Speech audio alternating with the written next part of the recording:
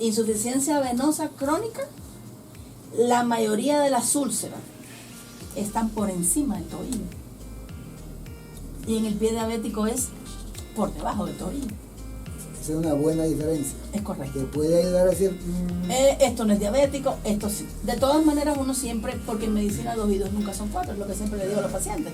Vamos a empezar a averiguar qué tal que también tenga las dos. Así es. Y que tenga una úlcera por insuficiencia venosa.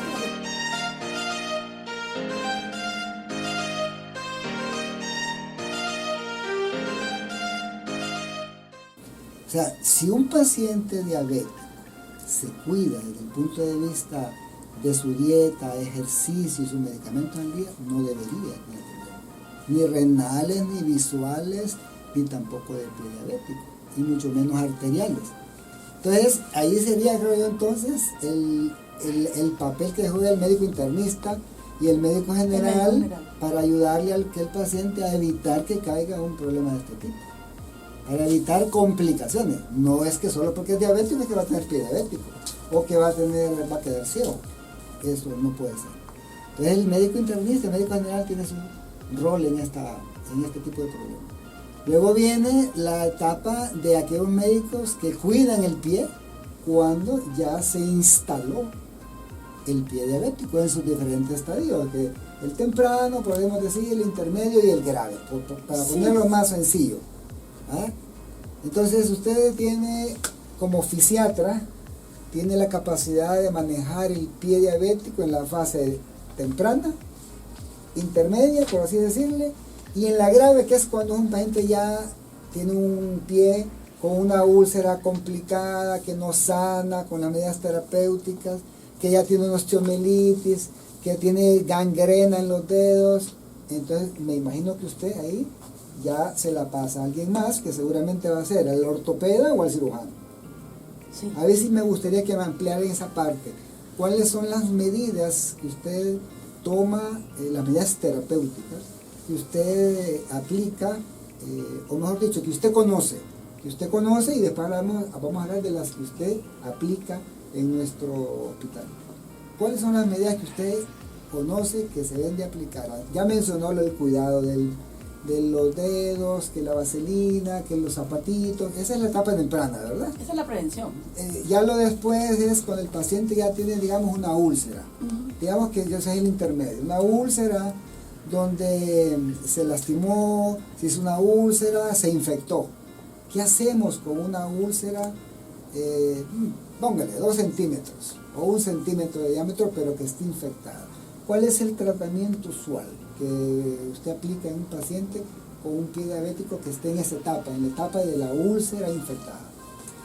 Mire, si está en la úlcera infectada, primero hay que tener 2 cuestiones a delimitar en él.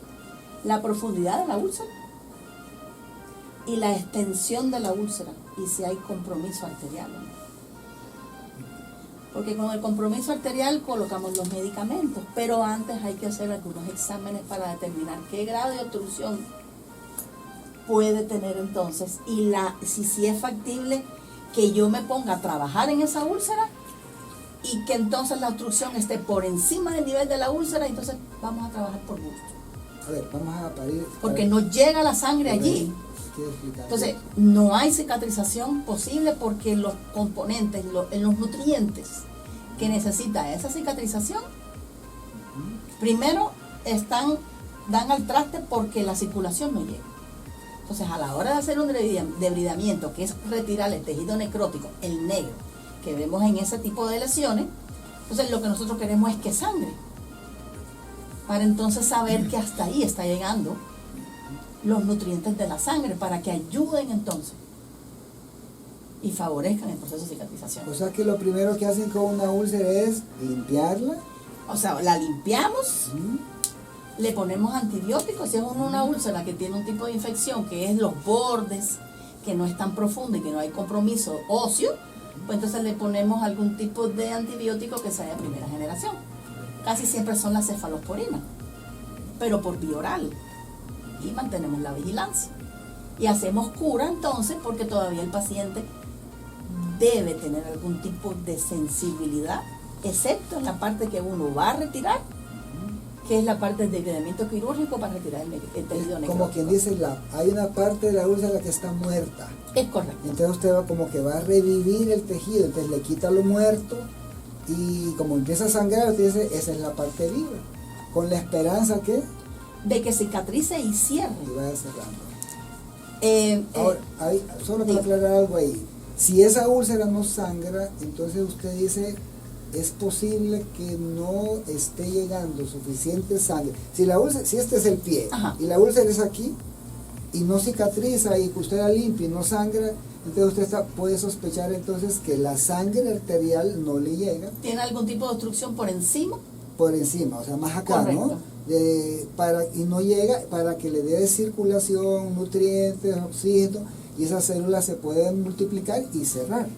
Entonces, ¿qué hace usted para determinar que no hay problemas o si hay problemas en la articulación que esté por encima de la úlcera? El examen más directo y veraz que da la positividad de lo que estamos buscando es un Doppler arterial, que es un ultrasonido que se hace en las arterias, donde ahí se calculan varios componentes y entonces ahí se sabe si tiene una obstrucción, si está tapada, si tiene algún tipo de placas adentro, si son móviles, si son fijas, si se pueden retirar con medicamentos. O sea, ahí hay varias cosas. En dependencia entonces del resultado, pues entonces ahí entonces o nos mantenemos cuidando y curando la úlcera, o lo referimos de una sola vez al vascular para que haga sus técnicas de derivación, una revascularización.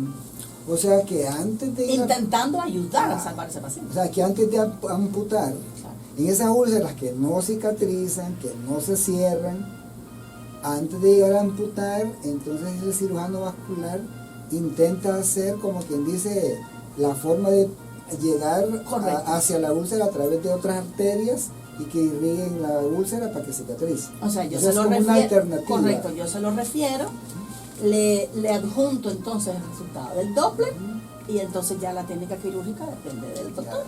Entonces, cuando llega a mí de nuevo para la cura y para otros procedimientos para ayudar a la cicatrización de manera más rápida, pues entonces ya nosotros sabemos lo que podemos hacer. ¿En qué momento, doctora, es que es el periodo o en qué momento se debe de tomar el estudio Doppler de arterias en pacientes con diabetes? Sin llegar a tener pie diabético. Sí, correcto. O sea, ¿tiene alguna utilidad realmente el Doppler antes de llegar al pie diabético o se hace cuando ya empieza la pérdida de la sensibilidad? ¿En qué momento es que usted suele indicar el ultrasonido en el paciente diabético? Mire, a la larga, primero hay que ver si el paciente es diabético con riesgo de tener pie diabético, primero el tiempo de evolución de su diabetes. Segundo, sacar un promedio medio referido de las cifras de glicemia que los pacientes pueden entender que han tenido por escuchar. No, doctora, yo siempre tengo más de 250. He llegado hasta 500. O sea, ya uno sabe y uno empieza a sospechar. No, sí, me arde la planta de los pies. Así vienen todos. Cuando empiezan con sensibilidad, correcto, pudiese ser el momento donde uno empieza a determinar en forma temprana que se están obstruyendo las arterias y ahí podría tener utilidad. Sí. Cuando hay una úlcera, pues indudablemente ahí hay que usarlo, pues, porque hay que hacer el diagnóstico. Y luego viene la parte quirúrgica que es más adelante. Ahora, ¿con qué estrategias cuenta usted, terapéuticas, para poder lograr que las úlceras en el pie diabético se rehabiliten o se cierren? ¿Qué usa? Mire, esto viene desde el año 2006. En Cuba, en unos 5 años, de 2001 al 2005, se hizo un estudio para un medicamento que intentara salvar el pie diabético, o sea, evitar las amputaciones, incluso de un solo dedo. Se hicieron estudios en el 2006, apareció un medicamento que se inyecta vía intralesional, que es un factor de crecimiento humano recombinante que hicimos nosotros allá. En Cuba. y que ya tiene patente a nivel internacional y que más de 50 países lo están utilizando. Lamentablemente aquí, y sería bueno, Todavía no está. todavía no está. Entonces, no puedo hacer el medicamento acá porque yo le tengo estudios ahí y confianza le tengo. Después de eso, cuando regresé aquí en el 2014, estuve en un hospital donde me invitaron a pasar visita a los ortopedas y vi una alta incidencia de pacientes con pie diabético para amputar. Y dije, pero no puede ser. Un pie que yo entendía que se podía salvar. Entonces me puse a estudiar y desde el año 90, la década del 90, hay un procedimiento con una técnica que se llama plasma rico en plaquetas, que está dentro de las técnicas de medicina regenerativa. Y como mi especialidad me lo permite, pues entonces combiné el láser, que una de las funciones es regeneración de tejido, colocábamos el plasma y también le dábamos láser. Claro, esa úlcera tiene que estar sin infección y con más del 50% del componente arterial. O sea que para poder aplicar la técnica de plasma rico en plaquetas y la terapia láser, el requisito es que por lo menos reciba el 50% de la, o mejor dicho, que esas arterias no tengan obstrucción mayor del 50%, así es, ¿sí? O sea que haya garantía de circulación todavía en esa arteria. De lo contrario, probablemente tampoco va a haber buena respuesta. Entonces significa que el plasma rico en plaquetas y el láser no se va a usar entonces con los pacientes que tienen obstrucción completa arterial. No, porque ya la obstrucción completa evoluciona extremadamente acelerada, correcto. Ya lo que queda es amputación al nivel donde esté la circulación. Por eso es importante el Doppler arterial, porque uno dice, bueno, aquí está un tercio, aquí hay. Entonces, la amputación debe ser hasta donde al menos llegue algo como el 50% de esa arteria. Yo lo que puedo hacer después es rehabilitar de la manera funcional, colocar, hacer, o sea, el muñoncito que queda después de la amputación, pues prepararlo para una futura prótesis, enseñarlo a caminar después, el equilibrio, la marcha. O sea, el asunto de la rehabilitación es para que el paciente sea totalmente independiente. O sea que la vida no termina ahí. No. El pie se amputa y el paciente se acopla a una nueva vida donde él tiene que lograr ser independiente. Donde tiene sus limitaciones, pero es perfectamente independiente. Correcto. Suena interesante las dos técnicas, terapia láser y plasma rico en plaquetas. ¿Podría explicar un poquito para los pacientes y para los colegas que escuchan este concepto, cuál es exactamente el mecanismo de acción del plasma rico en plaquetas y de la terapia láser en pacientes que van a tratar de rehabilitar o cerrar una úlcera? Y hay que decirlo, y en los pacientes que lo justifican, y es en aquellos que tienen todavía una circulación de por lo menos el 50% de lo normal. ¿Cuál es el mecanismo? ¿Cómo funciona eso? Mire, el plasma rico en plaquetas es una técnica autóloga. ¿Qué quiere decir eso? Que es la sangre del propio paciente que se le va a colocar en él mismo después de un proceso de laboratorio. Correcto. Se le saca sangre al paciente. Correcto, se le saca sangre, no hace falta que esté en ayuna, puede ser a las 12 de la noche, o sea, no importa el procedimiento a qué hora sea. Es su sangre, se extrae la cantidad necesaria en dependencia del tamaño de la úlcera y lo que vayamos a infiltrar. Se lleva al laboratorio, se centrifuga y ese tubito de ensayo se separa en dos. Abajo descansan los glóbulos rojos, en el centro hay una línea leucocitaria, una franja leucocitaria, y queda encima el plasma. Entonces, como la mayoría de los pacientes que yo veo tienen un toque infeccioso, entonces, que yo mando al laboratorio, los glóbulos rojos se desechan. No me preocupan esos glóbulos rojos, porque lo que voy a colocar entonces es el plasma y agarrar ese milímetro de glóbulos blancos para colocarlos dentro y que ellos mismos trabajen contra la O infección. sea, que usted le pone prácticamente defensas contra la infección. Pero de ellos mismos. Sí. Lo que pasa es que ese plasma se vuelve a centrifugar y se concentran las plaquetas, que son las que tienen dentro el factor de crecimiento epidérmico, que yo las activo con otras sustancias, entonces ellos salen y trabajan. O sea que las plaquetas tienen en su interior una sustancia que hace que la piel, las células de la piel se repliquen, se multiplique, correcto, se regenere y que se vaya formando la cicatrización. Eso está dentro de la plaqueta. Sí. Ese es el esquema terapéutico que usted utiliza hoy en día aquí en el hospital. Correcto. El segundo es láser. Ujú. ¿Cómo funciona el láser? ¿Qué tipo de láser es? Porque de repente nos imaginamos la guerra de las galaxias, ¿verdad? Hay dos tipos de láser, el láser biomédico que destruye, Sí. y otro láser No. biomédico que es regenerativo. Este es el regenerador. Es bioestimulador, o sea, estimula la célula.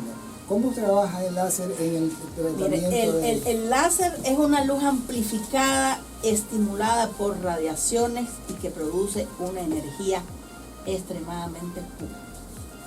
Esa energía lo que hace es que cuando uno la coloca, estimula entonces los nervios grandes y sensibles.